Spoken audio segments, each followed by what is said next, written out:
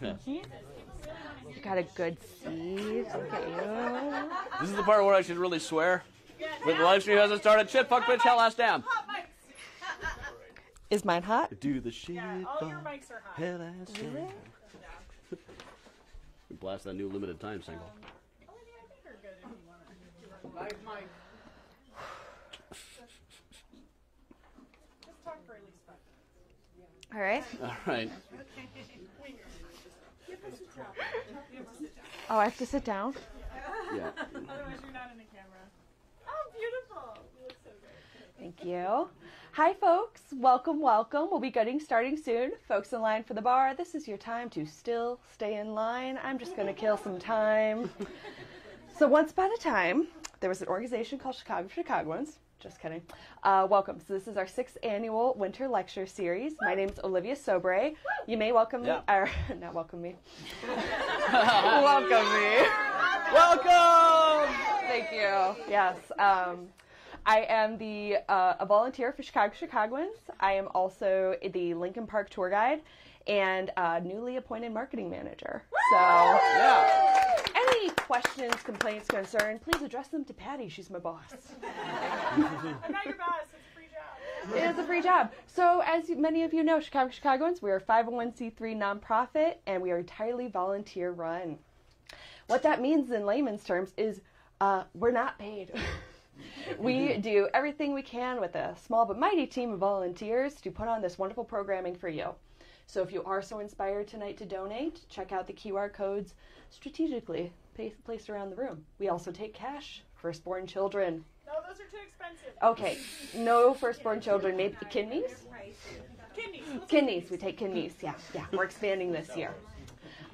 Folks on the internet, check out Chicagoans.org to donate tonight. Let's see. Patty, how are we feeling? We're doing great. I'm feeling great. Are we ready for the intro? I think you covered it. What about this series? This series. Welcome. Yeah, no, series. 6th annual series. Our theme this year is Gone But Not Forgotten. Several topics covered already were the lost city street names. If you missed that, you can find all our recordings on our Facebook page, Chicagoans at Facebook. Coming up, we have, tonight we're learning about the Forgotten Vice Districts. Thank you. Gone and forgotten. Gone and forgotten, yes. Shameless plug. Come back March 9th. Yours truly will be talking about Playboy. Woo! Yeah. Thank What's you. Up next week? Next week is the Infirmary, Asylum, and Sanitarium. Yeah. And that is our wonderful, brave, well-known Giovina. I am so sorry, Giovina. Fearless Giovina. She is our guide for Portage Park. Well said, Patty. Portage Park. Alrighty. And 2 weeks from now, you can now grab tickets. Oh, yeah, and set your alarms for 9 a.m. Thursdays. That's when you can start grabbing tickets for the program 2 weeks in advance. We have been selling out rather quickly this year, folks. So please keep your eye on that. Okay, bar line has gone down. I think I've killed enough time. So, folks, our speaker tonight is, say it with me, incredibly famous. I give you Adam Selzer, published author, founder of Mysterious Chicago. Mysterians, welcome. And he's here to speak to you tonight. Give it up for Adam.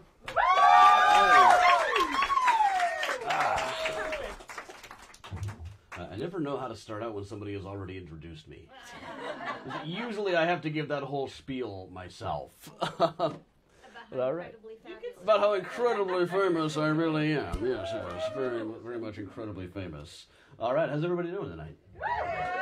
All right, so tonight we are talking about lost vice districts of Chicago. This doesn't really fit the theme because many of these really are, in fact, entirely forgotten. I had to do some real digging to find some of these, not only the neighborhoods, but also the kinds of people who inhabited them. But there's so many incredible stories. I've spent way more time than I expected putting this one together. I figured, oh, yeah, I got enough in my files for that. And I ended up, there's just one, I know people drink every time I say rabbit hole, but there's one rabbit hole after another in this thing.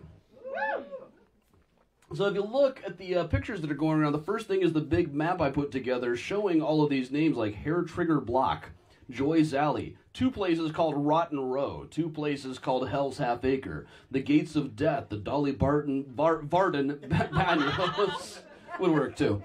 Tickle Belly Row, Conley's Patch, Perry's Patch, The Black Hole, Custom House Place, Hell's Half Acre again, Whiskey Row, The Hollow, Cheyenne, Another Rotten Row, all kinds of places that really haven't been written about in a very, very long time. What I wanted to do was try to find as much real information as I could about these. Now, among the pictures here, we've got the first one. There's a cover of a Herbert Asbury's book, The Chicago Underworld, which has also been published under the titles Gem of the Prairie and Gangs of Chicago is how it's out now. Now, this came out in 1940. Pretty much everything that has been written about any of these things ever since then has basically just been parroting Herbert Asbury. Which isn't great because the guy he was a fun guy. His books are really entertaining, but he was not really known for clinging to the truth.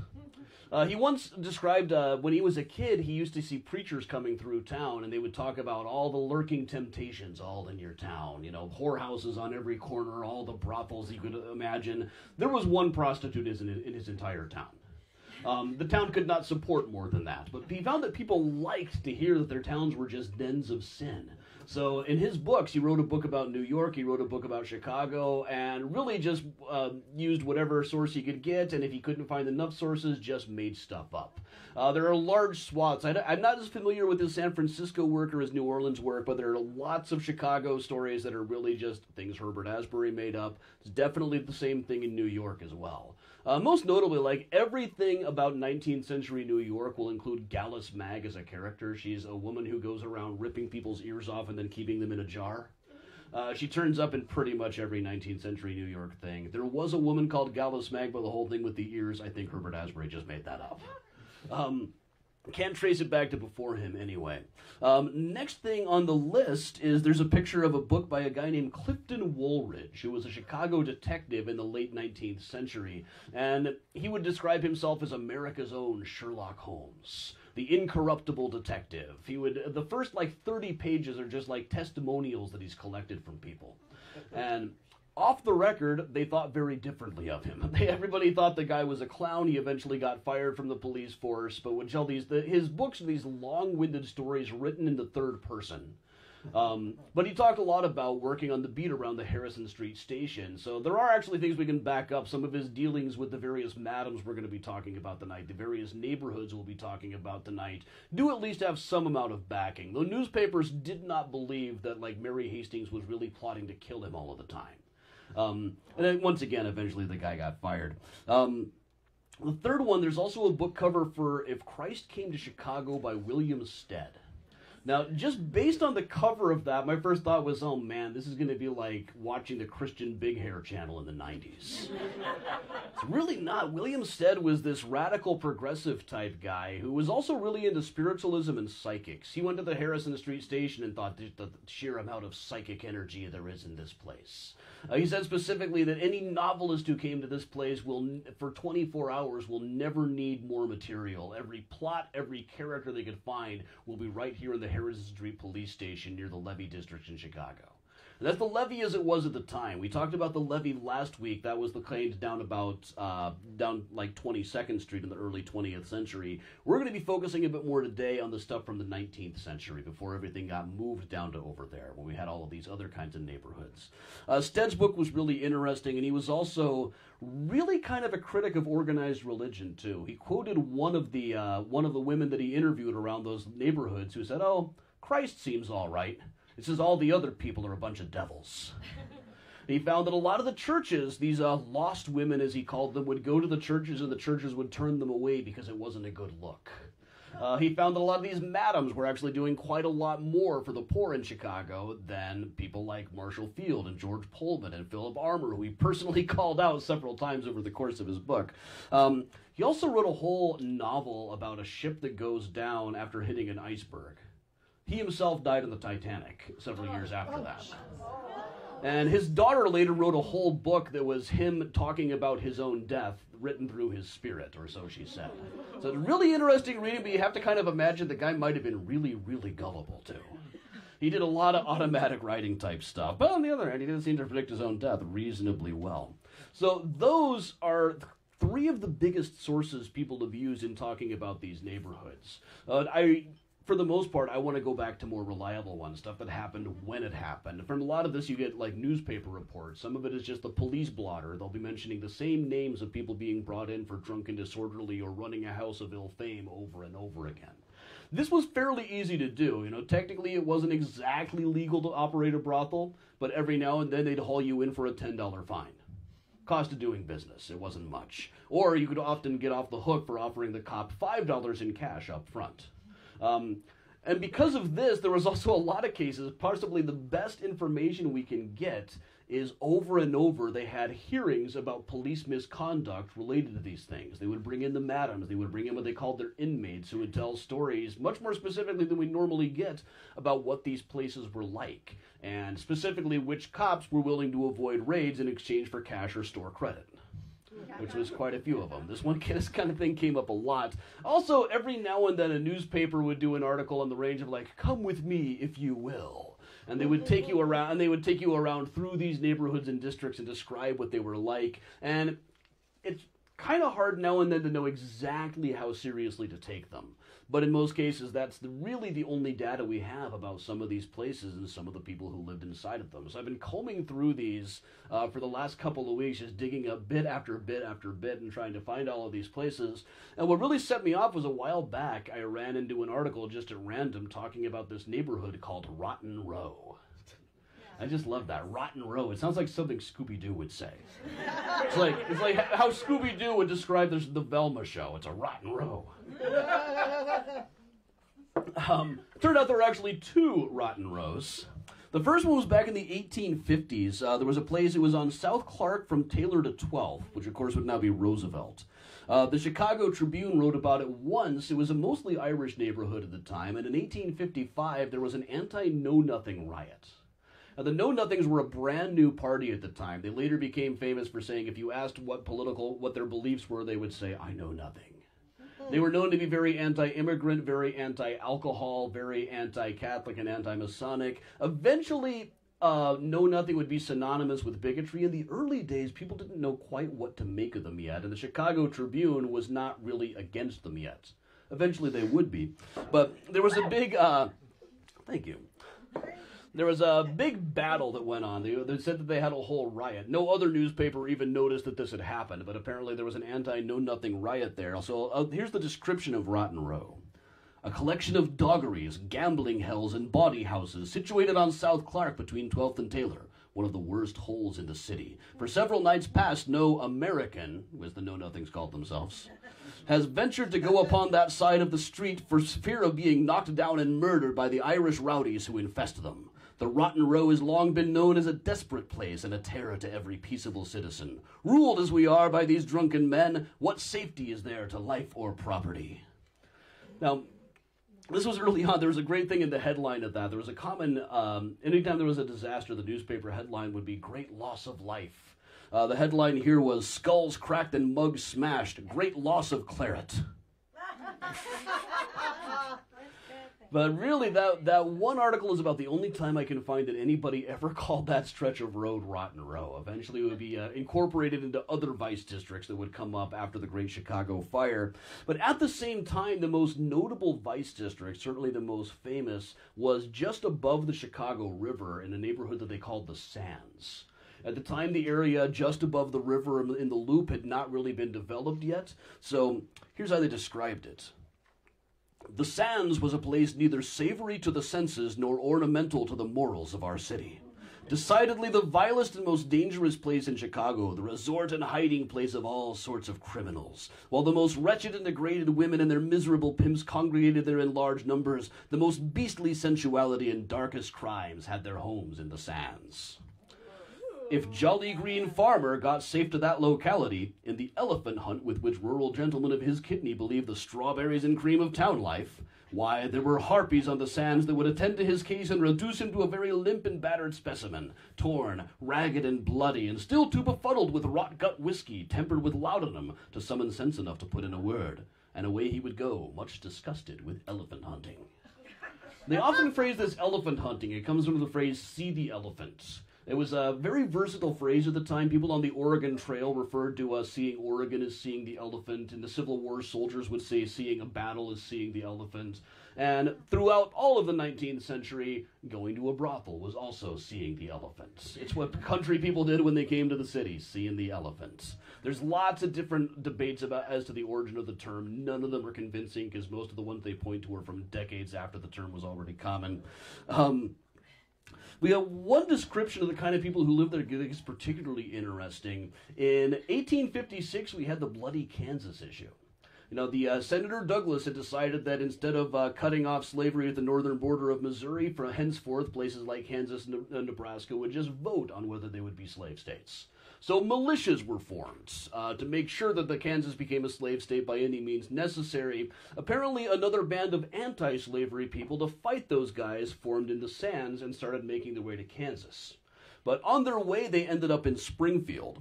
The Springfield Register was quoted in the Chicago Times, which at the time was run by Cyrus McCormick, who was using it mostly as a mouthpiece for absolute frothing at the mouth white supremacy.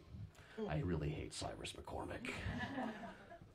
So when Patty kept mentioning him, I kept booing and booing. God, I hate that guy. But here's what they said. I'm going to clean up the language slightly. But the Springfield paper says, I'm cleaning up the racial slurs. But I'll say shit fucking hell all the time. But, you know, but they said, we were favored Thursday with 75 drunken rowdies from the sands of Chicago, accompanied by a quota of women on their way to Kansas. This gang of bawdy house bullies were uniformed like a crew of pirates, a more ruffian-looking gang we have never seen. Such are the men that traffic in N-wordism, with assistance, too, of the men who disgrace the pulpit by calling themselves clergymen, coming to shriek for freedom. So I think you notice a lot in these articles. They're very similar to modern articles. It's just nowadays when whereas they would have said the N-word before, they complain about woke then. And swap out abolitionists for Antifa, you get exactly the same articles. What happened with the Sands was in 1857, we had just elected the new mayor, Long John Wentworth. There's a lot of Long Johns who pop up in Chicago. A lot of big Jims and a lot of Long Johns. But one of our previous mayors, William Ogden, had kind of gotten into his head, you know, this land where the sands is situated is probably going to be pretty valuable eventually. It's, you know, right by the loop. They're starting to build bridges. So he just went through and bought up all the land that all of these shanties were on. In the middle of the night one time, Long John and a band of people just came in and tore down or burned all the buildings in the sands. All but a couple of them. It was all done very quickly overnight. A couple of days later, he gave a speech where he mentioned it briefly, but mostly talked about his efforts to enforce the laws against billiard halls. Apparently, there was a law against operating a billiard hall. There were plenty of billiard halls in the city who were just kind of paying a license or paying the fine every now and then, price of doing business. But no, he's like, I don't care to comment on the morality or immorality of the game, but the law is the law, no billiards. It's like, even Harold Hill was okay with billiards. You know, pool, that's 5, 6 pockets in a table, pockets that mark the difference between a gentleman and a bum. But billiards helps you cultivate horse sense and a cool head and a keen eye. Not in 1857. So, right after it was torn down, the Tribune said, hereafter we hope the sands will be the abode of honest and industrious people, and that efficient measures will be taken to prevent any other portion of that city from becoming the shade of another such gathering of vile and vicious persons. Yea, vile and vicious persons. Where the sands was is now the site of that big silver building with that one asshole's name on it. I haven't said it by name in years, and I ain't going to start now. For a while, I called it the Twitter building on boat tours. Yeah, that the 401 Wabash by architect Adrian Smith. Yeah. All right, so the next few pictures are pictures representing how high the sidewalks were in the 1850s and 1860s. About 1855, around the time of that riot in Rotten Row, the city had decided it's not that good an idea to have the city be right on the level of Lake Michigan. We should raise up the grounds a bit. But that took 20 years. It was a lot faster to do the sidewalks first. So for a long time, you had sidewalks that were 5 or 10 feet over the city. You can see them a little bit in this image of Clark Street in 1857. You can see the one where the guy's like stashing some of his stuff underneath the sidewalk. Then there's a broken pillar that shows, out after the Great Chicago Fire, a sidewalk pillar showing what looks like a metal grating. So usually they had holes all through the sidewalks there. They were mostly made out of metal with like little glass things that would provide light to go through. Sometimes they were all purple, so it would be a purple light down under the sidewalk. It probably looked kind of cool. Also probably was muddy as hell. But this meant that a lot of buildings that were under a couple of stories high were practically underneath the sidewalks, which, if you were operating a house of ill repute, that was fairly convenient for you. And the next place we're going to talk about is Shinbone Alley, which was on Well Street between Adams and Quincy, just a very short stretch of road, but it was said there that the sidewalks were so high relative to the buildings that as you walked by, you could spit into people's chimneys. Or you could just hop up and instead of taking the sidewalk, walk along the roofs instead. This was a place that was also known as Miscegenation Alley because it was known for being both a black and white neighborhood at the same time. This is a theme you notice when people are describing how horrifying these neighborhoods are. It gets racist as hell. One of the things that they would often point out was that it was lots of different races altogether. Horrifying. This was really just a half a block thing. There was a notable figurehead there known as Pinhead Jackson. He was an old man who kept bringing more and more chickens into the neighborhood, more than he was actually allowed to have, but when asked, he would just say, "They aren't my chickens, some of my enemies have planted them there." It's not like they had license tags or anything. There was one person there particularly known as Crutch Jet of Shinbone Alley. She was a young woman that was said to have a tongue that could blister, so known as Crutch because she walked around with a crutch. She was a highly educated woman who had been what they called seduced into a life of ill fame, and when she was occasionally brought into jail, she would beg everybody to murder her, though they never did. But one time, one of the other prisoners insulted her, and the quote was, "She poured forth such a torrent of foulness as in all probability has never passed between human lips before. If it were not irreverent, one could say that she was foully inspired. All that one could possibly hold dear she dragged through the mire of pollution." There was also there the Mellon family that I've been covering on my Patreon this week. One day in 1867, Michael Mellon came back from a stint working out of state for a few months, and then, well, immediately after he got back, he was arrested for drunken disorderly conduct and spent a few days in jail. When he got out of jail, he found that his wife had married another guy. So his daughter tried to have her arrested for bigamy, but they spent a couple of days just drinking together and fighting, drinking and fighting and drinking and fighting. And he walked in on his wife and her new husband at one point, then went back to drinking and fighting until finally Mrs. Mellon, now Mrs. Whalen, sent her two daughters to different stores, one to buy alcohol and one to buy morphine. So she ended up spiking his alcohol with an awful lot of morphine. There was an inquest held over his body at the city cemetery in Lincoln Park. At that point, she just disappeared, but his kids appeared in police blotters as pickpockets and thieves for years thereafter. But while we're on the subject of city cemetery, one time, I just want to quote the Chicago Times a few years after the city cemetery in Lincoln Park closed down. Apparently, the city cemetery itself was also a bit of a vice district, at least according to the Chicago Times. "Most disgraceful orgies were witnessed here in the younger days, and time was when not a morning would pass that not half a dozen or more of bedraggled men and women would be arraigned before the police court, charged with disorderly conduct in the cemetery, until a special police order gave them all the grand bounce." Sounds like they already got the grand bounce to me. Now you're the one doing disorderly conduct. Truth be known. All right, next picture you see is a book cover called The Queen of the Demi-Monde. Demi-Monde is French for half-world. It comes from an Alexander Dumas play called The Demi-Monde, which I couldn't find a copy of in English that I could actually read very well. Not in enough time. I really just wanted to find a synopsis of it, but I couldn't do it. But the demi-monde was known as kind of a collective term for all of the underworld-type people who, by the mid-1960s, tended to be collected around what was called Hair Trigger Block. This was a section of Randolph Street that went from about State to about Clark or LaSalle, depending on who you were talking to. Mostly a lot of gambling halls. Most notably, there was a guy there who was kind of the king of the demi-monde, called George Trussell, a major gambler, who had an off-and-again and on-again relationship with Molly Trussell, his girlfriend/wife. She wasn't actually married to him, but took his last name, until finally one day she found that he was seeing another woman. Like, he was her man, but he'd done her wrong. Yeah. So she followed him into Seneca Wright's saloon, which was right about where the Nederlander Theater is now, right about where the Iroquois Theater would eventually be. Shot him there. He stumbled out to the alley that ghost tours call the Alley of Death and Mutilation, and died there about 40 years before anybody from the Iroquois Theater did. People have been dying in that alley since a long time before the theater fire. But this, she was eventually pardoned. She went to jail for a while and then was pardoned. I'm not sure how the hell they got her a pardon. But she ended up being the subject of entire books. But this left a guy named Cap Hyman as the new king of the Demimonde at the time. Now, Cap Hyman was a guy who came to Chicago after being wounded in a longsword duel in Long Island. Somebody challenged him to a duel. They fought a duel with swords. He was wounded and decided to just split for Chicago.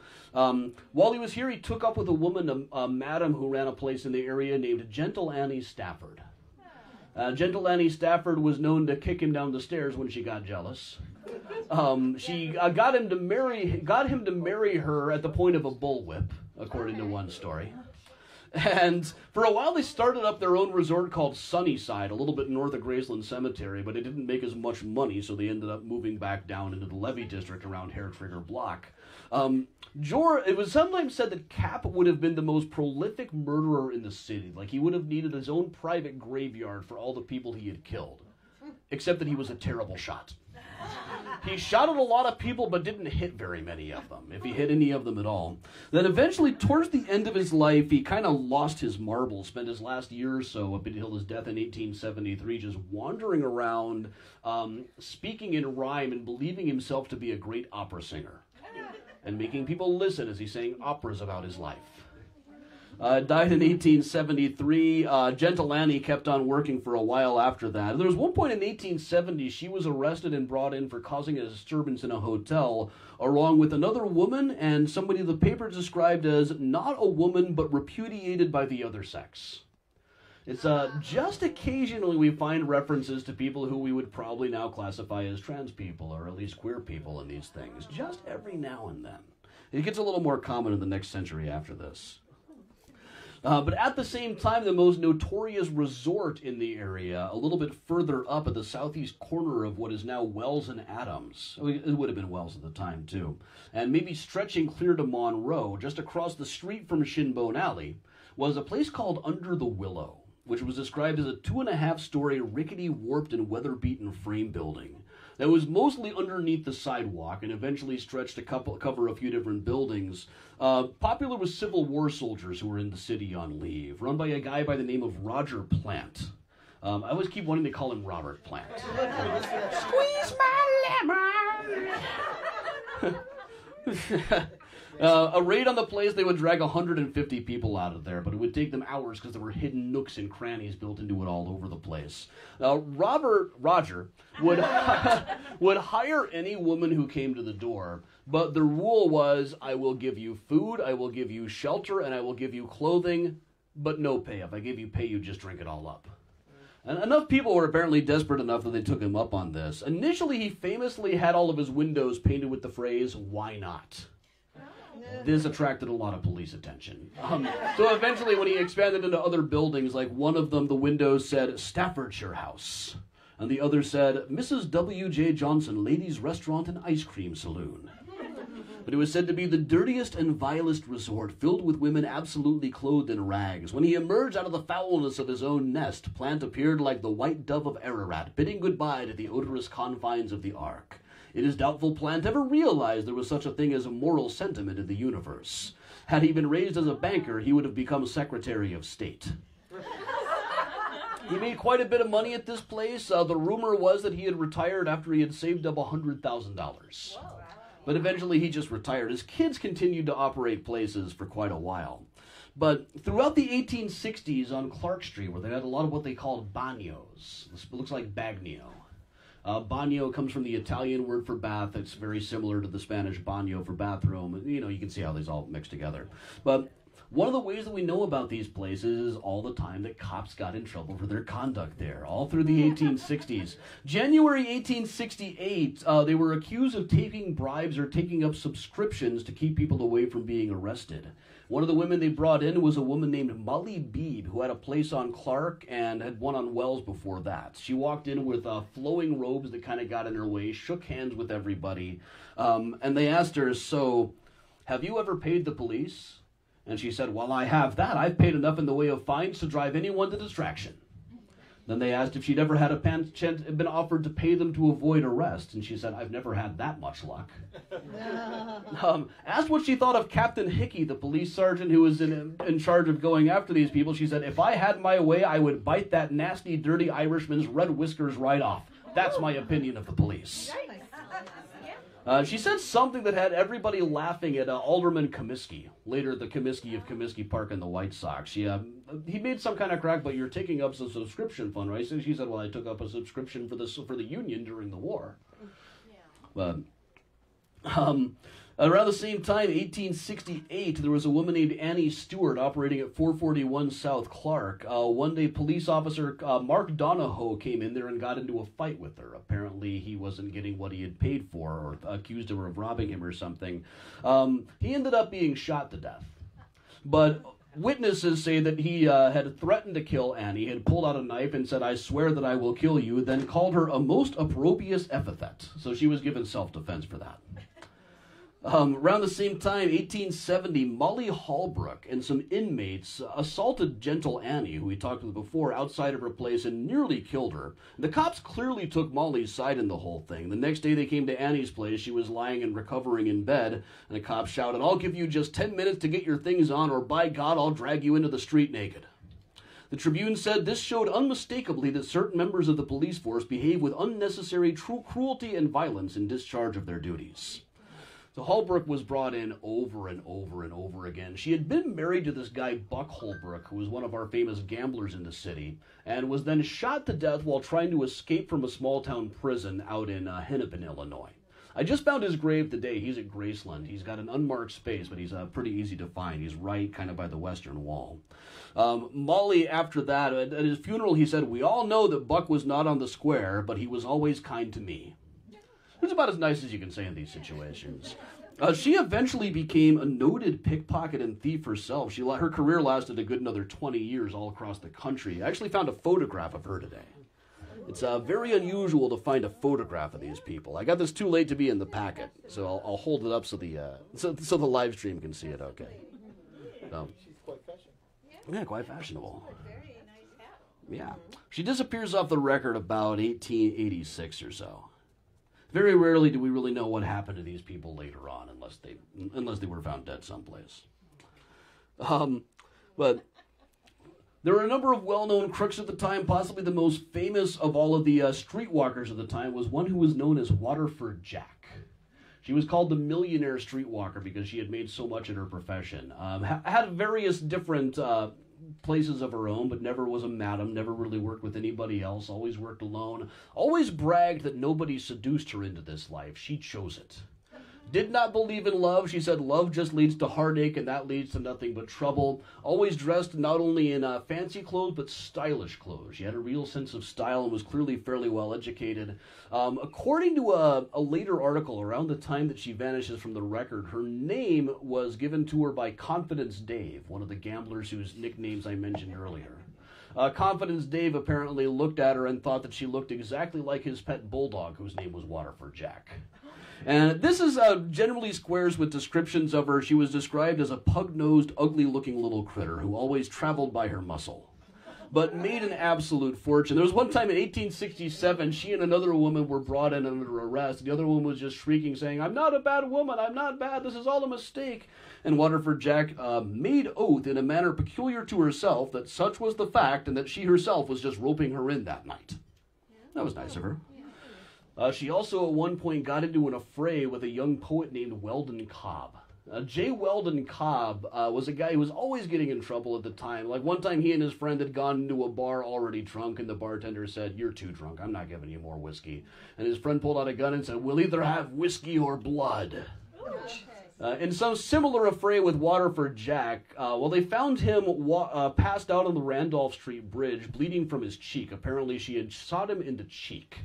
But later on, this was all denied and was all, it all just kind of disappeared, and she kept on doing what she did till well after the Great Chicago Fire. Weldon Cobb went on to become a famous children's book author later on. Wrote about 100 children's books. Olivia and Drew will talk about Shel Silverstein lived in the basement of the Playboy Mansion. Children's book authors could get away with a lot more back then.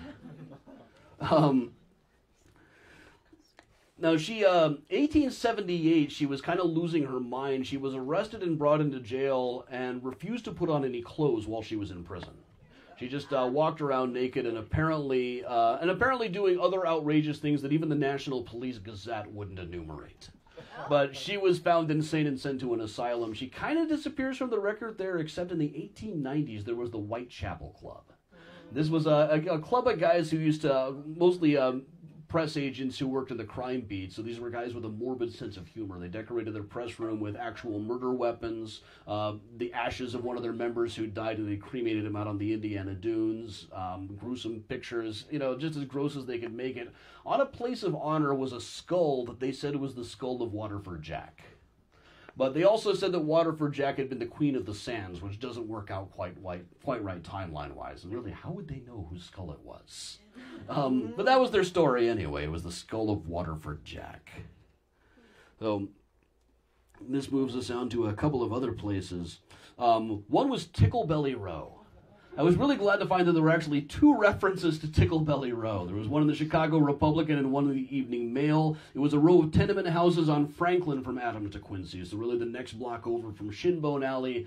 Why exactly they called it Ticklebelly Row, nobody ever wrote down. At least not that I've found, but I'm still working on that. But just below that was a place called Conley's Patch, which in the 1860s up to 1871 was about the most famous of these conglomerations of places. One place referred to it as this curious collection of ancient architecture rented to the worst-off scourings of God's creation. Pickpockets, sneaks, burglars, cutthroats, and the lowest class of prostitutes who kept miscegenation dives. These unfortunates who lived here did not mind crime of any kind. Day after day and night after night it was the same howling, shrieking, and groaning multitude. It's a terrific article. One of those come with us, if you will, articles by the Chicago Republican in 1870 was taken around Conley's Patch, led by a guy that they called Santa Claus. They did point out that he wasn't the real Santa Claus. But he took them upstairs to a tenement to a small, dimly lit room occupied by two women and said, one is drumming on a guitar. The other is doing some plain sewing. Both are young, but vice and passion have left indelible marks on their faces. One is the notorious Carrie of the Patch. The other is her pal, in quotes. Carrie says she has reformed, but the leer on her countenance and the half-right, half-sarcastic tone of her voice betray her. It is seldom that one so low ever returns to the path of virtue. So Santa Claus took them upstairs to see a couple of lesbians. Yes, Virginia! Now, between them and a couple other articles, we do know a bit about various denizens, various workers of Conley's Patch. One was called Kelly the Pirate.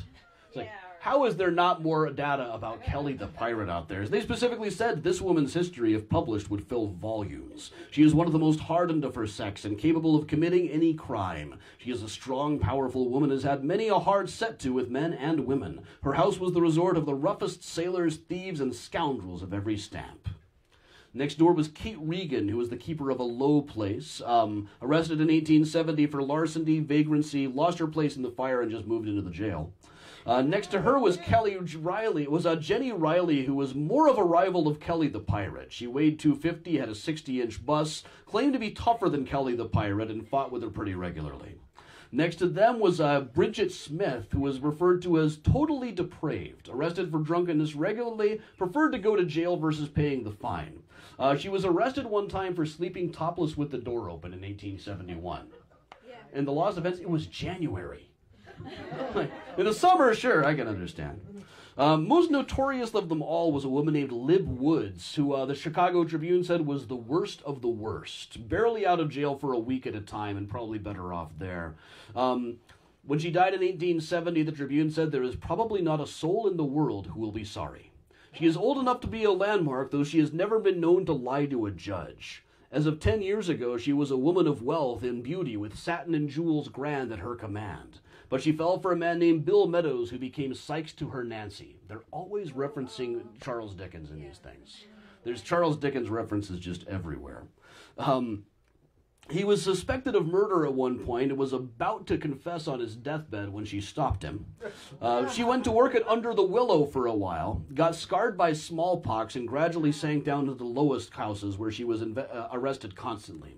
The Evening Mail after her death said, "Lib, with all her many failings, had many good traits of character, and who shall say that by and by, when the grand record is written in the poor degraded miserable Lib Wood will not stand as high as some of the rich rascals who dress in fine linen and sit on cushioned seats in elegant churches." And that was just within like this little couple of block radius of Conley's Patch, which itself was best known eventually because it was one of the first neighborhoods inside of the Loop to burn in the Great Chicago Fire. If you look up Conley's Patch in 19th century books, it's almost all stuff about the Great Chicago Fire. But there were other places around Conley's Patch, such as Perry's Patch, which was right above it. And there was a place called Maiden Lane and a place called Church Alley, though I can't figure out exactly where those were.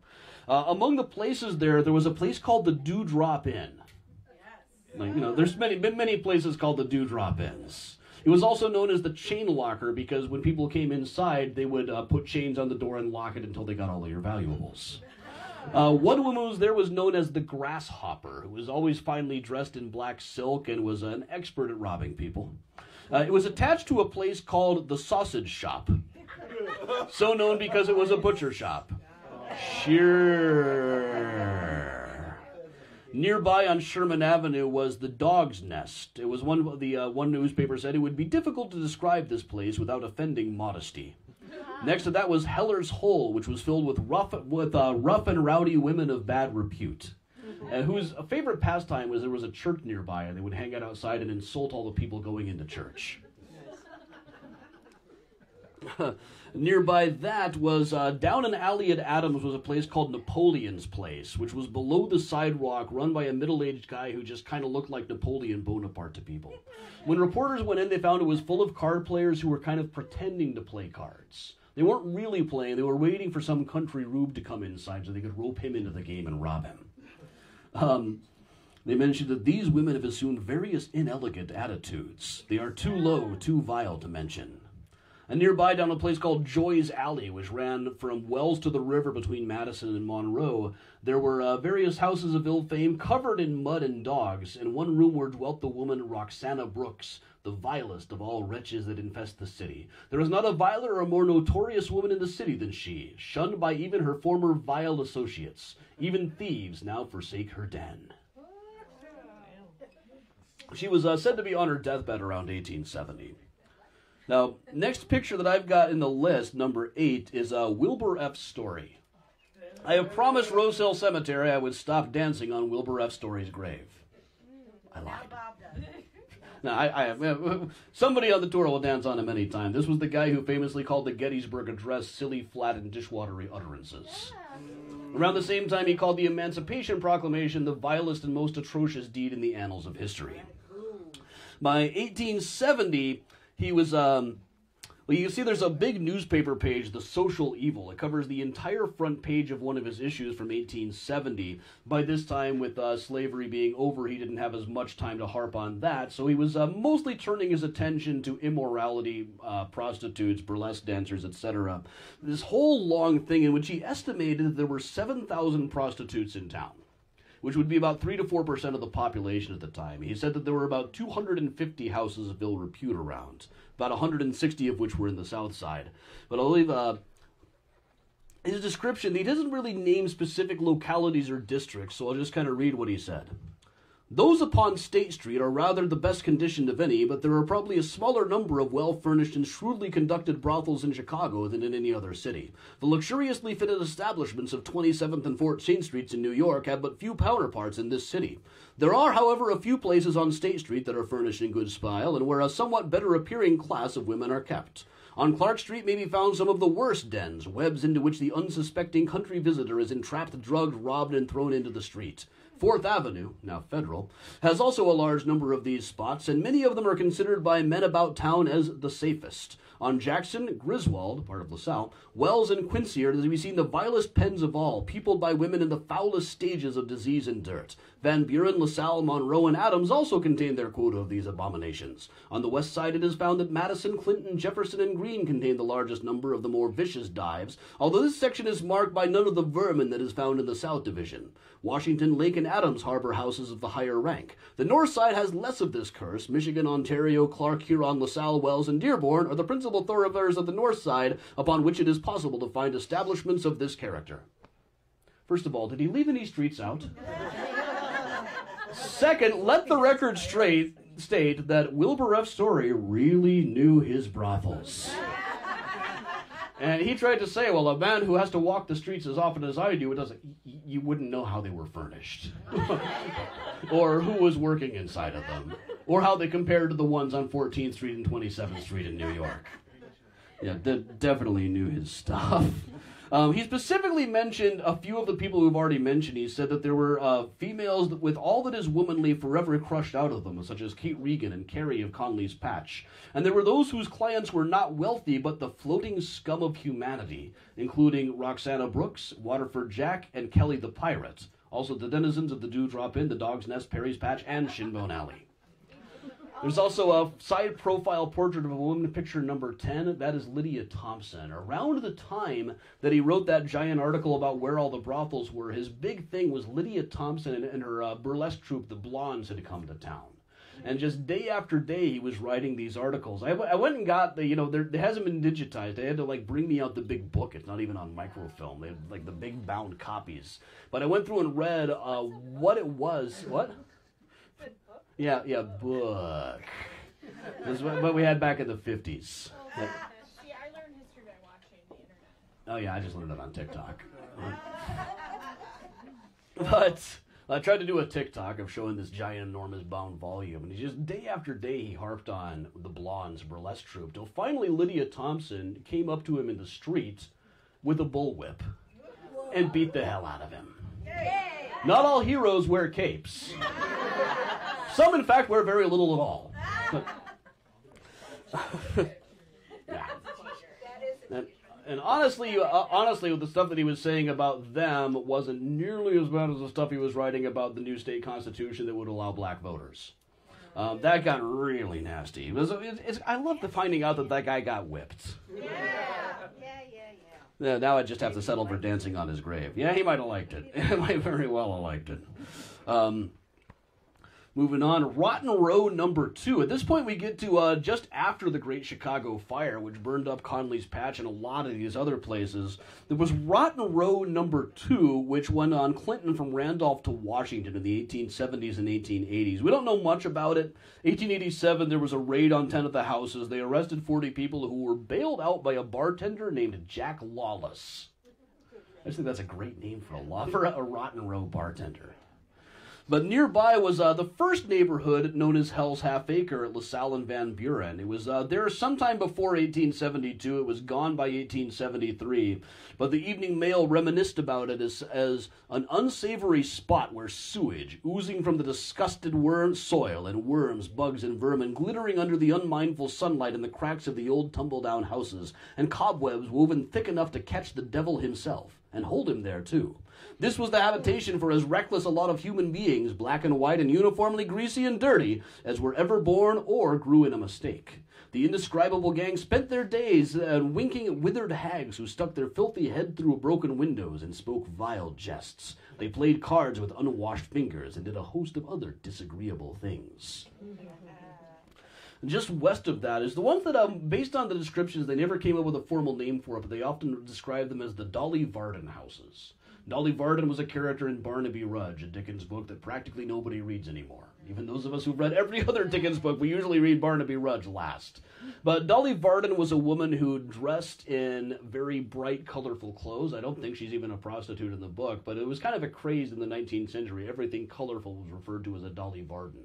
If you look it up now, the first thing that comes up is the Dolly Varden trout, a kind of fish that's really colorful. But this was on Halstead, just below Madison, was a bunch of places. There was one of them that was a low dive where dancing girls exhibit their sawdust extremities and draw together about as hard a lot of dyed mustaches as the town can boast. Mr. Story said that they were 3 of the vilest and most reputable bagnios in the city. And here's an interesting word, where girls are kept by these miserable old faggots. Which, at the time, I had to look this one up in the Oxford English Dictionary. At the time, that word meant a disreputable or undesirable woman.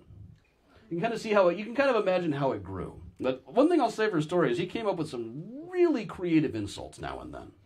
But 88, in fact, was said to be the home of Waterford Jack, who we talked about earlier. And one day in 1875, Confidence Dave was in a place, not one of those 3, but I think it would have been across the street from him, when he bit off another guy's ear. The guy who gave Waterford Jack her name. Well, either he bit off a guy's ear or somebody bit off his ear. There's newspaper accounts, but they don't seem really clear on which of the guys was which.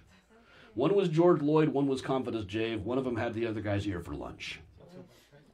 Around the same time, we had some more fun with the police. 1873, Captain Lewis Lull was charged with offering protection to a number of these bagnios, both before and after the fire. He had several women that he was keeping in various places. It took bribes in the form of both cash and store credit.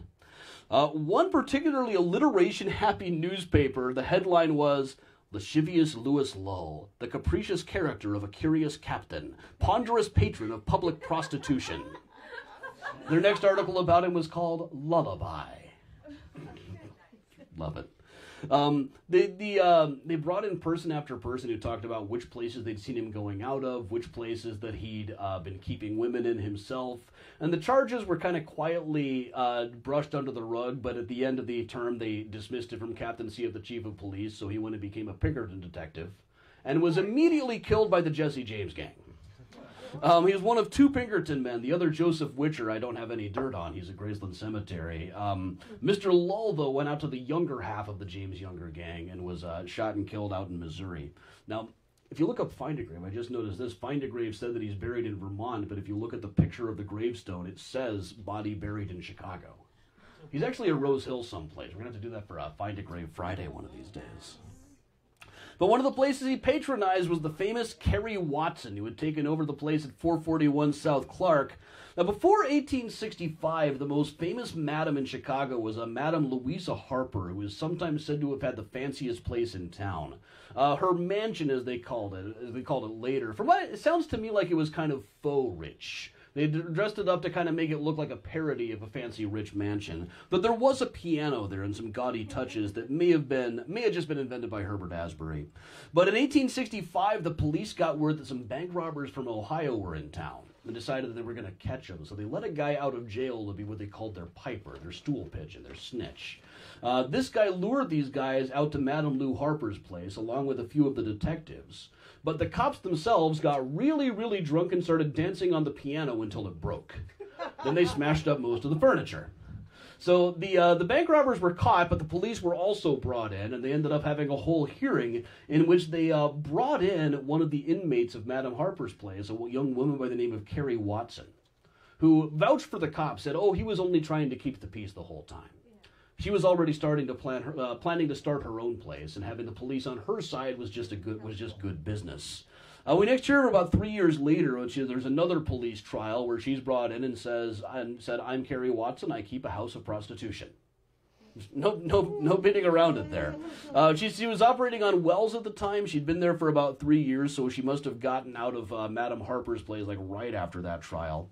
Eventually, she took over 441 South Clark from Annie Stewart, the woman who got off the hook for shooting a cop there because he'd been trying to kill her. So both pre and post fire, her place at 441 South Clark became maybe the best known of these places in the city for about a generation. It wasn't a huge place, but it was fancy. She had 2 valuable pianos. She had luxuriously fit up parlors. She had carriages, 2 of them that cost 10 times as much as Marshall Field spent on his carriage. 1878, she was also known for being very charitable. There's like a list of the heroes of the yellow fever epidemic that came out in 1878 that lists people all over the country, like all of the big donors who would help with the yellow fever panic. Among the Chicagoans, there's a couple of civic organizations, plus Potter Palmer, plus Carter Harrison, and Carrie Watson. So yeah, one of the biggest philanthropists in the city. The place was a 3-story brownstone house. I think I might have found a couple of pictures that have it on the block, but I haven't been able to find one for sure. It was known not to have a sign like one of those fancy restaurants, no sign on the outside. Though legend has it that she had a parrot set up outside of the door that would say, Carrie Watson, come in, come in. Whether that's true or not, I have absolutely no idea. Even Herbert Asbury said he kind of doubted that one, which is saying a lot. But she was also known for wearing a lot of diamonds. They made a lot of cracks about if you're looking for a diamond, go find Carrie Watson.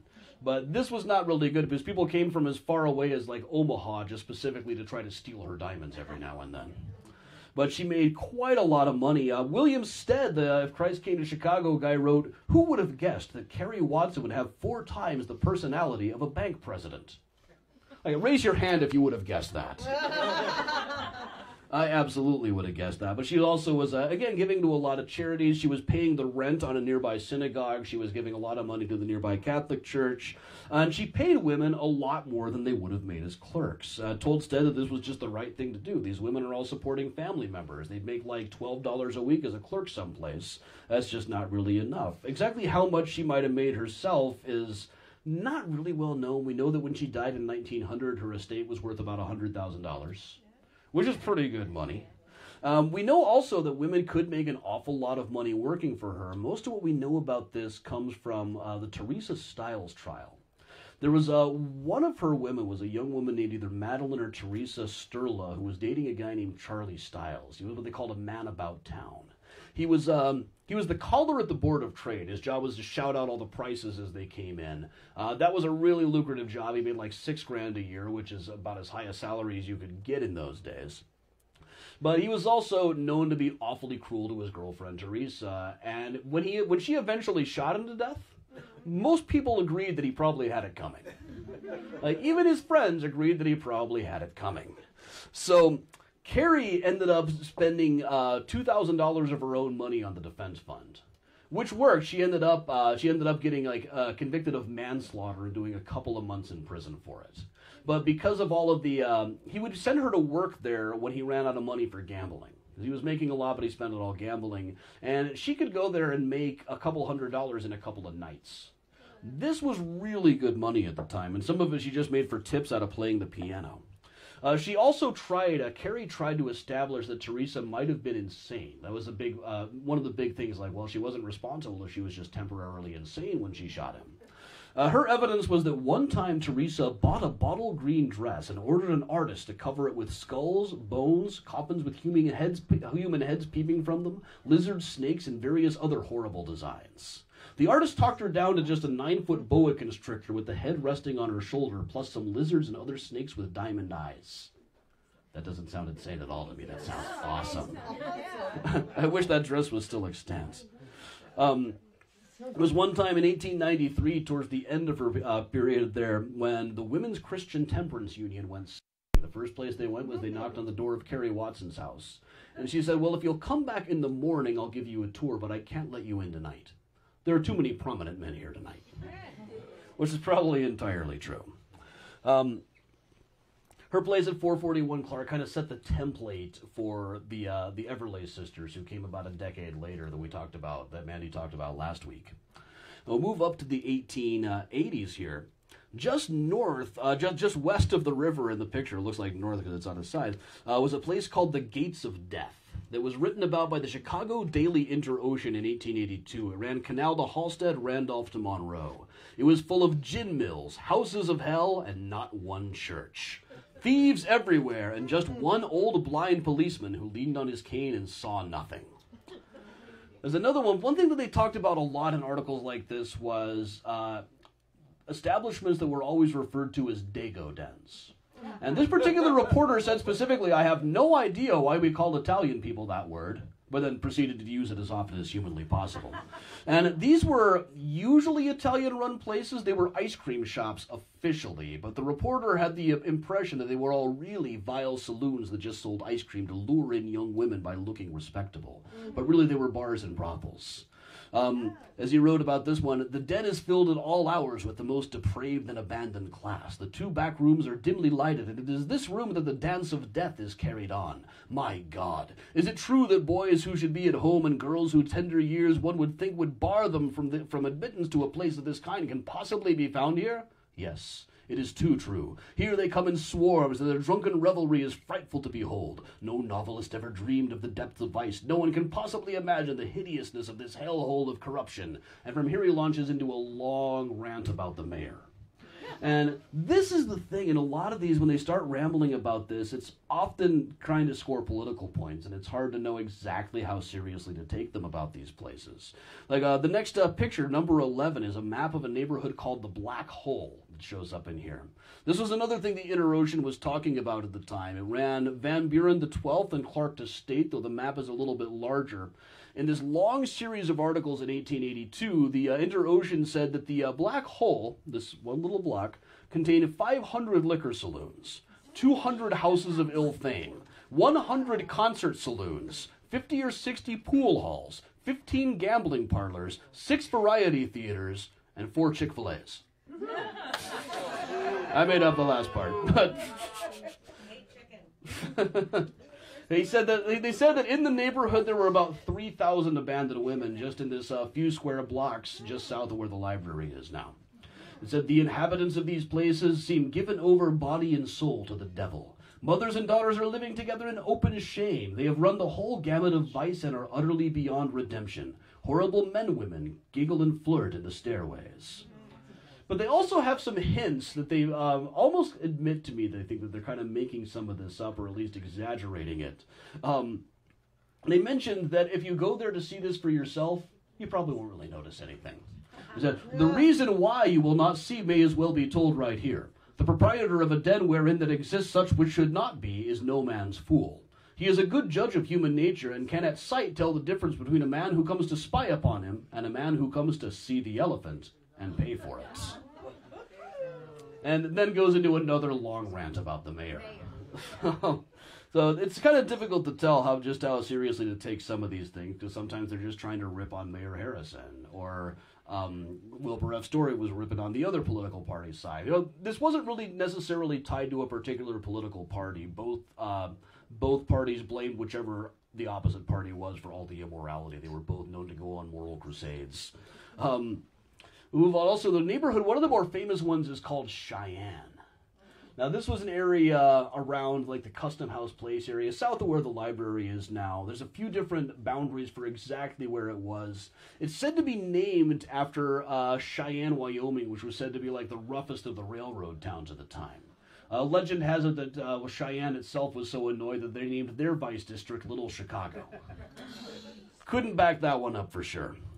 But this one gets written up quite a bit. In 1874, it was said to be the worst rookeries imaginable, most of which are occupied by houses of ill fame. At the time, it was said to be from Clark to Harris, from Harrison to 12th. Later, they stretch it from Clark to Plymouth, but down to 12th. 1885, the Tribune had an article called "Where Filth is King." One of my favorite headlines. It said that Cheyenne was fraught with more terror to the sanitary department than all the rest of the neighborhoods combined. Into its narrow proportions are crowded a population of which ignorance, poverty, and vice contend for the mastery. Most of the houses are ramshackle frame structures in the last stages of decrepitude. Their lower floors are occupied by saloons and dance halls of the lowest class. The upper stories swarm with, I'll just leave out all the racial slurs here. One of them was run by Roger Plant Jr., the son of the guy who would run the Under the Willow plays. Others were actually owned by prominent people like Chancellor Jenks, who has 3 different streets named after in Evanston, Philo Carpenter, a major abolitionist that I talk about quite a bit. There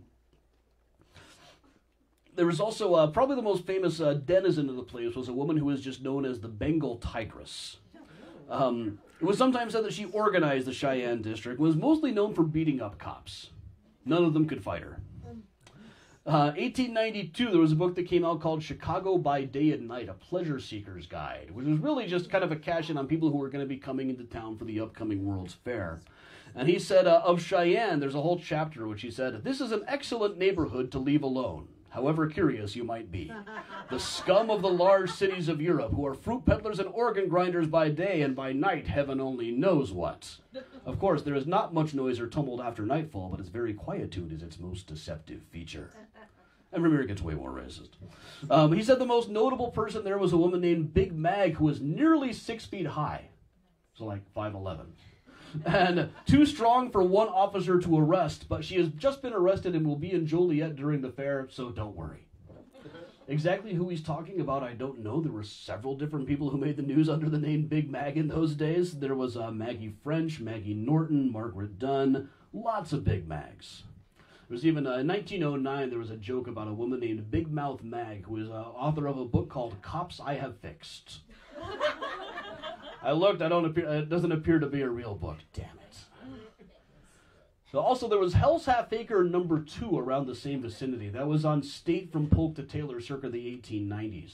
Clifton Woolridge said it was a continual scene of revelry, debauchery, depravity, and every sin and crime in the blood-stained catalog of vice. The most defiant and reckless characters that ever menaced society made their home here. The middle was a place called Dead Man's Alley. There's also a map Mr. Stead made of this general vicinity around Custom House Place, which is now Federal Street. It was also 4th Avenue at the time. Back in the 1890s, you see it's just brothel after brothel after brothel in his map. There's also a couple of things, a couple of excerpts of pages from the Sporting House Guide that came out in 1889. That was actually a magazine that came out now and then, ranking the various brothels and saying what you could get there. All down 4th Avenue at this time were what they called the French places, which they described as the following are French, and prices range from $1 up. We can say nothing in regard to them, except that in a general way they are safe. Everyone knows what a French house is, just as well as everybody knows where the shamrock grows. We need offer no further explanation. It was blowjobs. Which the Everleigh Club used exclusively, in fact.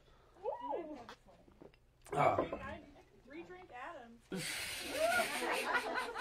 Oh, you see how much of this booze I still got left here? I've been busy talking. They're But obsessed with your orange. Yes. They think it's a finger. Yes, that's a finger. My favorite cocktail garnish is a human finger. That's why they call me One Finger Adam among the gambling circles. So, other people on Custom House Places besides French Amy, French Alexandria, Miss Clara, French Josephine, and French Rita. Don't know why Miss Clara wasn't French. There was a place, Mary Hastings' place was raided in 1893. They brought everybody in, which left nobody to guard the place, so somebody else broke in and stole everything. The cops actually got fired over that. According to Stead, Mary Hastings was the reason that cops could no longer just fill out a blank warrant. They used to be able to just fill out a warrant for John Doe and go arrest whoever they felt like out of this particular district. Mary Hastings took them to court over it. She was said to be raised wealthy in Paris. Made the news for 2 things. One was getting beaten up by her boyfriend, which happened a lot. But the second was kidnapping young women from other cities. She would go to places like Toledo and Cleveland and lure people back to Chicago, or so the story went. A couple of them escaped in 1895, and one of them was never found again. But William Stead didn't really seem to believe that about her. He described what a day was like there for people, though. It definitely wasn't a nice place. He said, before noon, a servant made everyone their cocktails. After they dressed, they had some absinthe as a refresher, then some wine with breakfast. Then they took up their station at the windows to lure men in. Work went on all night with drinking and music throughout. When raided, they would just treat the jail like a picnic. Cops didn't usually raid the place because they were easily dissuaded with discounts. His exact quote was, "Cops get their women cheap."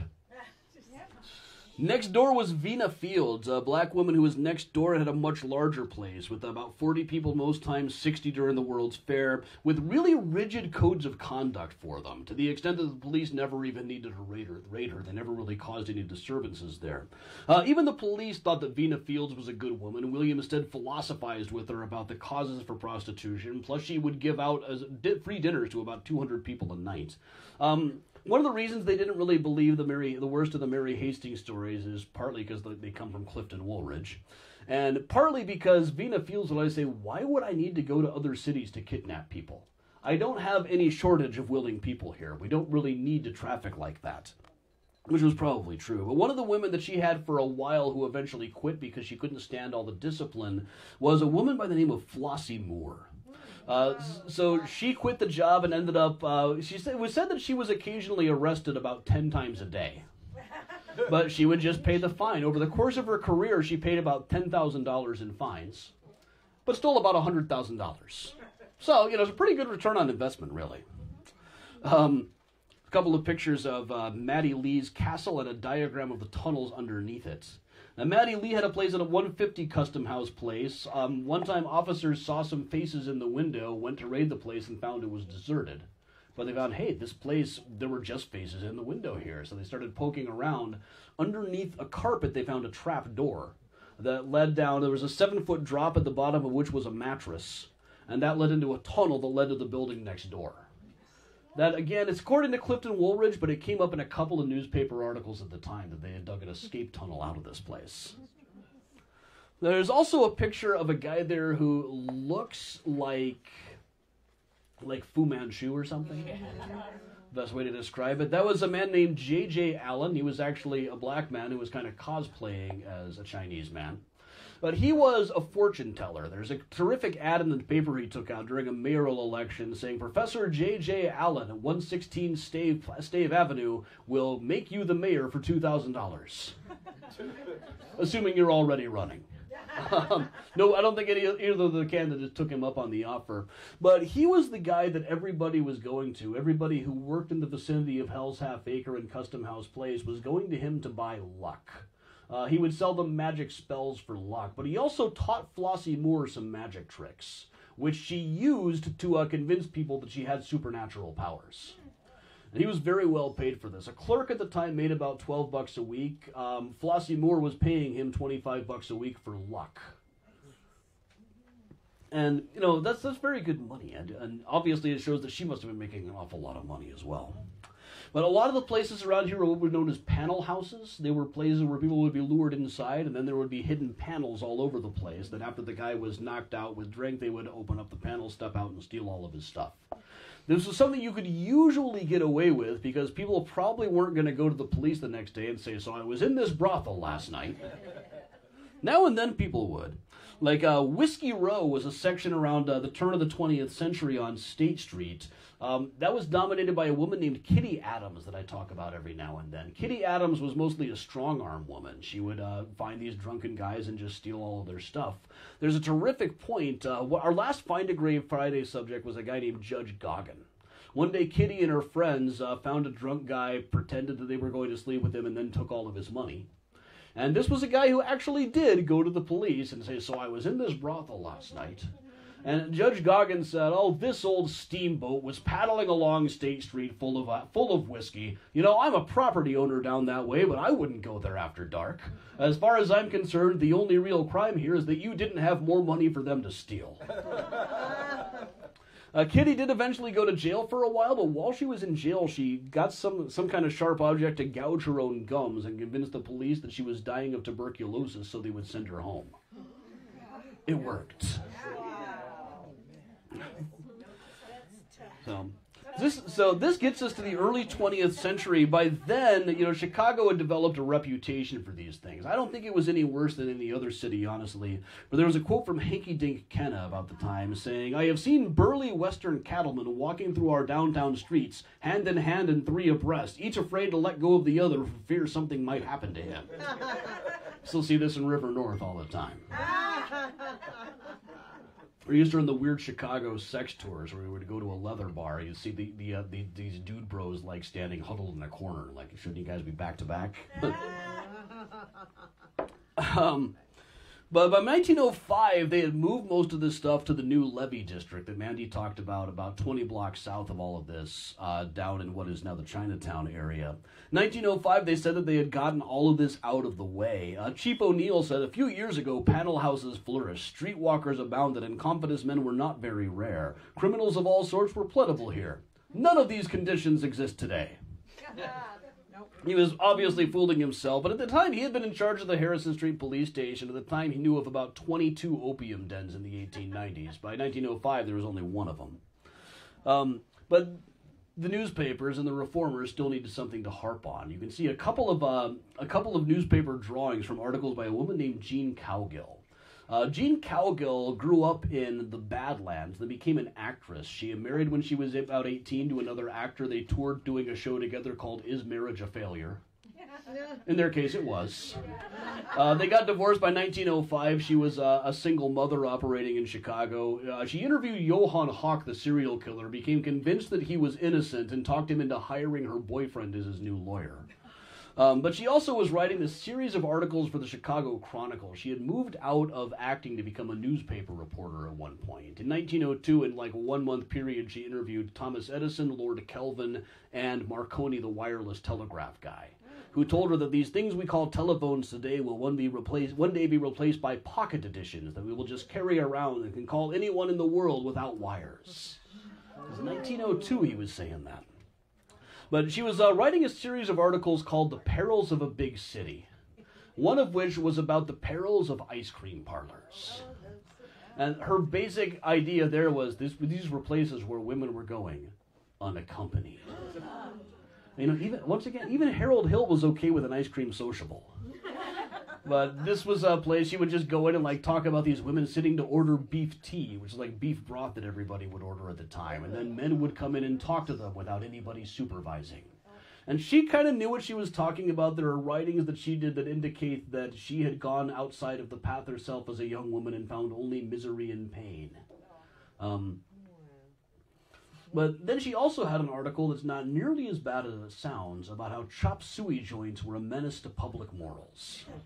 I know that sounds awful. When I read it, I fully expected it to be awful, but she kept saying over and over again, I have nothing but respect for the culture. You hear all these rumors that the Chinese men who run these places are marrying white women. That's fine with me. For 1905, that was way progressive. She also said chop suey is delicious. It's a great deal, but the problem is people of low classes go to these places. And women go in unaccompanied and might see a streetwalker. And that was kind of her whole point. It wasn't anything worse than she said about the ice cream parlors, really.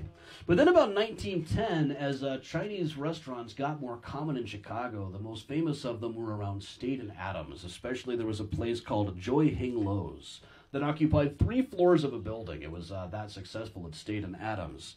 But there's a series of articles that were all over the country, really, but in the Tribune, there was one called Chinese Mix Sin with Chop Suey.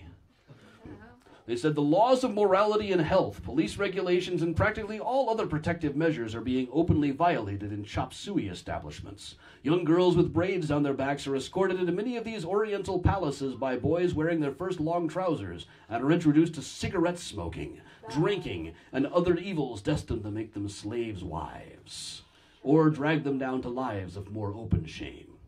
They suggested that there was a lot of liquor sales going on, drugging, murder by poison gas. They said that there were piles of chicken heads all over the place. The very next day, there was an article saying more than 300 Chicago girls have sacrificed themselves. Vanity and the desire for showy clothes led to their downfall. It was accomplished only after they smoked and drank in the chop suey restaurants and permitted themselves to be hypnotized by the dreamy, seductive music that is always on tap. Then they pointed out that the Chinese men who owned these places were really just figureheads. They were actually operated by the same people who had been operating the brothels a few years before. Specifically, they tried to get the operators of Joy Hing Lo's arrested many times, but it always ended up blowing over. This was just their latest morality crusade. Later it came out that a lot of this stuff was just invented by white restaurant owners who were threatened by these new chop suey places. And when I read through these things like mixing sin with chop suey, we all just kind of groan nowadays. But is it really any different than, remember in the 90s when everybody was supposed to be afraid of MSG? Yeah. It's exactly the same thing. At the same time, my high school chemistry teacher was telling me they kidnap people's dogs and cats to feed them in the Chinese restaurants. Yeah. You used to hear that a lot? It's, we like to think we're so much better now. But just to look back at these things, it's like this whole desolation row of characters that were operating out of these places, some of whom have never been written about in a book and never came up in a retrospective article since, like people like Waterford Jack, Madame Louisa, Kelly the Pirate, Gentle Annie, Napoleon, Pinhead Jackson, the Grasshopper, the Bengal Tigress, French Rita, the Blind Policeman, the Lascivious Lull, Confidence Dave. Just to compare this to, I mean, we're seeing this, when I look at it like this, we're kind of seeing it through rose-colored glasses as this colorful place. Really, it was, misery and poverty ruled these places. Disease ran rampant. But compared to today, there are kind of similar places. The way they would always describe it was men would come in there hearing, like, this is a place where you can go have a party. And immediately a woman would come and say, take me to the wine room. And they would sit down at the table, order me food. And they would, take the guy for all he could get. But at the end of it, they'd have a wide story to tell, even if they ended up losing their wallet in the process, as they often did. Just to contrast, about a year ago, I was in New York. I take school groups around New York, and one time after the school group left, after a particularly rough one where a bus got boarded by the Department of Transportation in New Jersey and impounded, and I had to take 50 kids on the subway. After that, I was like, man, I needed a drink at the end of this. I was just wandering around Midtown East trying to find a good place for a drink. You can't do that. Midtown East is not the coolest neighborhood. But I was wandering around just trying to find a place. Finally, I was just like wandering around probably looking all bedraggled, see a guy in a suit outside of a place say, you look like you need a drink. I said, yes, I do. He said, it's right in here. So I step inside, and this dude with a beard comes up, shakes my hand, and says, we are going to take care of you tonight. And a second later, this woman comes up, puts her hands all over my shoulder, and said, what's your name? The thick Russian accent. I'm like, my name's Doug. I said, well, hello, Doug. Won't you buy me a drink, Doug? He's like hanging all over me, and I'm like, I don't know how to operate in these spaces. Not the vanilla ones, anyway. Then finally, after about $40, I left the place, having only had a beer. I felt like a country Rube in a Horatio Alger novel or something. I'd gone into the place, I spent $40, they'd taken me for everything, given me only a cheap beer, and I never even got to see the elephant. And I guess at that point we can go to questions. I know I've been fairly thorough going through all of this. Yeah. You mentioned half acres. Hell's Half Acre, yeah. Right. Is that the same thing as that barbecue place? Is that where you got the name from?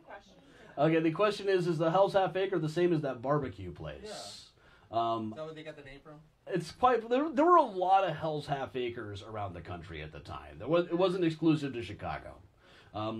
It was even noted in Clifton Woolridge's book. He mentioned there have been many places called Hell's Half Acre in the country, but none more deserving than the one in Chicago. I can imagine the ones in Texas were probably also. I think there was one in Lubbock, Texas. I only know that from a Chick song. From Hell's Half Acre. Yeah, there were a lot of Hell's Half Acres. But in fact, 2 just in Chicago. Weren't there 2 Rotten Rows? There were 2 Rotten Rows as well. Questions? Don't be shy. So most of the places that you mentioned are in the loop. Yeah, I'm mostly stuck with the loop or within about a 5-block radius of the loop, yeah. Is that because the city was more or less... That was pretty much the city at the time. It's not that there weren't other places as well, all throughout, both before and after. There were, isolated and scattered places. Like, the places Wilbur F. Story wrote about in The Social Evil in 1870. He didn't leave out a lot. Everywhere you went, you could probably find a place. This was just kind of focusing on the districts themselves. But individual places, one of my favorites is the early 1920s, that building at Clark and Dickens where Larry and Balky lived on Perfect Strangers. Right by the St. Valentine's Day Massacre site. That was a house of ill repute won by a trans woman named Frances Carrick for a while there. She was later accused of murder and got off the hook, but because of the fantastic pictures of her.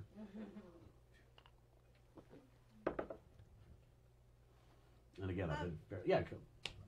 Isn't today your birthday? No, it's not even close to my birthday. Why did I think that? Okay. No, my birthday's not till July. We're nowhere close. July what? 13th. Oh, Maybe I shouldn't give this information. It's on Wikipedia. What's your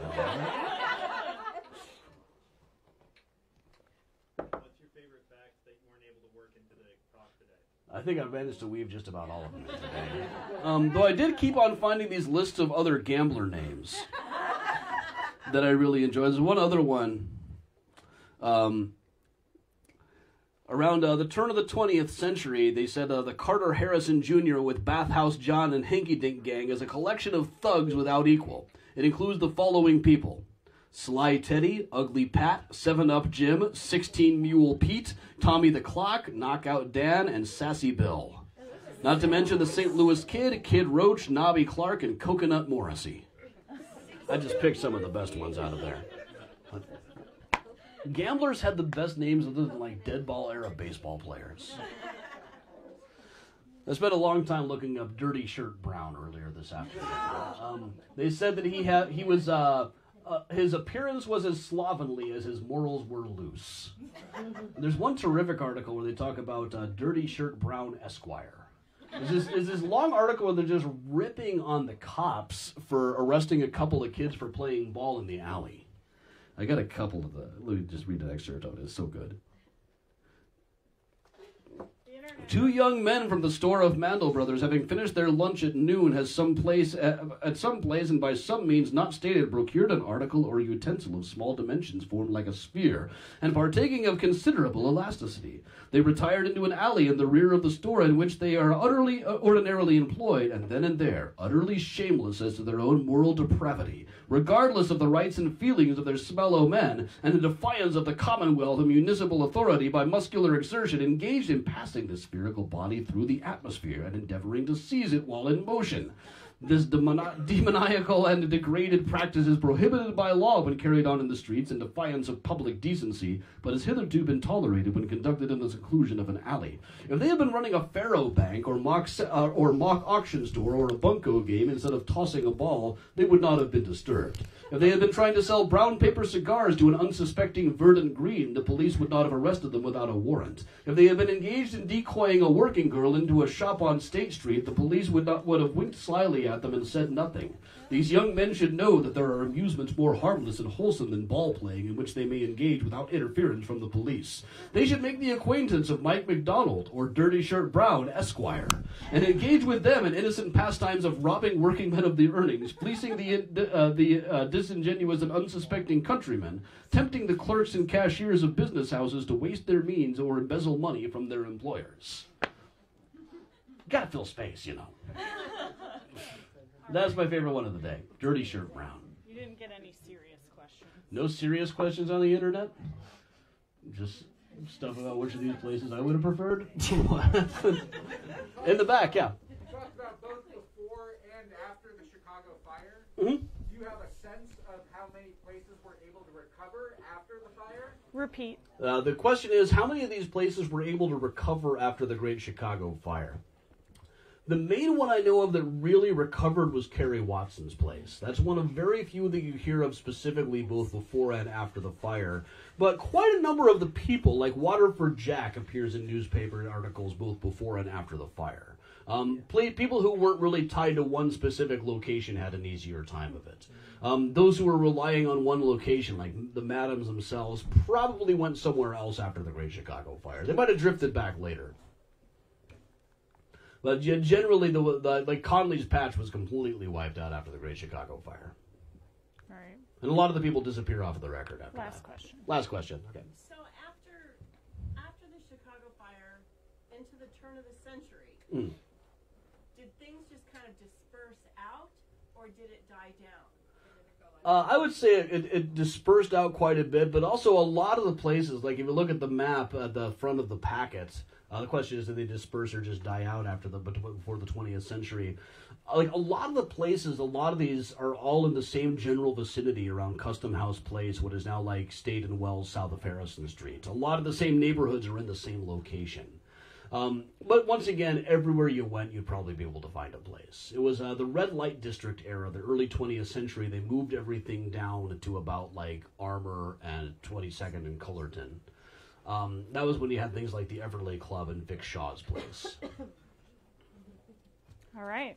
We'll wrap it up. All right. Well, thank you very much, everybody. Patty, you want to finish things? Yeah. All right. Patty, talk. If you appreciate 3 Drink Adam, please consider making a donation to our nonprofit organization. As we pay him for his time, we also buy his drinks, as we do all of our speakers. So Again, chicagoforchicagoans.org/donate. You can give Olivia, beautiful, gorgeous person here in the back in the pink dress. You can give her some cash monies if you like. We have a lot of great QR codes here to make a donation. We're so thankful to have Adam participate in our lecture series. We have a ton of great lectures. Next week, Giovina will be here talking all about the tuberculosis sanitarium and Dunning, the various Dunning hospitals. So it'll be dark but interesting. So come on down. Next week, 2 weeks from now, we will have Emily here talking about department stores downtown and the way those have changed, and a lot more great lectures coming up throughout the rest of the series. So we're here every Thursday night. Thank you guys so much for coming. Yay! Adam, don't forget to give me back your microphone. Do you do the same thing in New York, you said? A couple months out of New York. Let me see here. Yeah, I'm from New York. Okay.